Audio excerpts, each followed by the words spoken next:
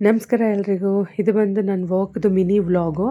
ಇಲ್ಲಿ ನೋಡಿ, ಇದೆಲ್ಲ ಝೂಮರ್ದು ಸ್ಪೇರ್ ಪಾರ್ಟ್ಸು. ಒಂದು ಇನ್ಸ್ಟಾಲೇಷನಿಗೆ ಬಂದಿತ್ತು. ಇನ್ಸ್ಟಾಲೇಷನ್ ಅಂದರೆ ಕಸ್ಟಮರ್ ಸೈಟಿಗೆ ಹೋಗಿ ನಾನು ಹೋಗೋದಿಲ್ಲ, ಆ್ಯಕ್ಚುಲಿ ನಾನೇ ಫಿಕ್ಸ್ ಮಾಡೋದು.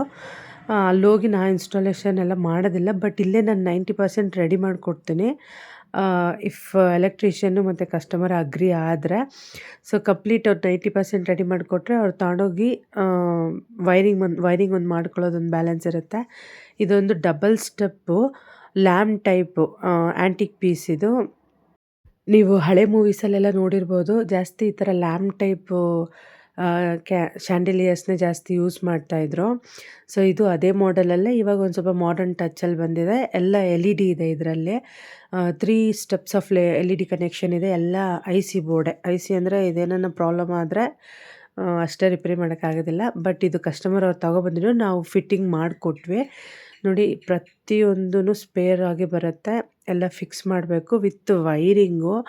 ಅವ್ರ ಎಲೆಕ್ಟ್ರಿಷಿಯನಿಗೆ ಗೊತ್ತಾಗಲಿಲ್ಲಂತೆ, ಸೊ ಅದಕ್ಕೆ ಅವ್ರು ತಾಮನ್ ಕೊಟ್ಟರು. ನಾವು ಇದಕ್ಕೆ ಎಕ್ಸ್ಟ್ರಾ ಚಾರ್ಜಸ್ ಮಾಡ್ತೀವಿ.